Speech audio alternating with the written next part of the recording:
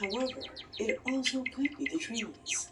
But considering everything paranormal that had already happened, they decided to watch the cameras during the day while they were in the building.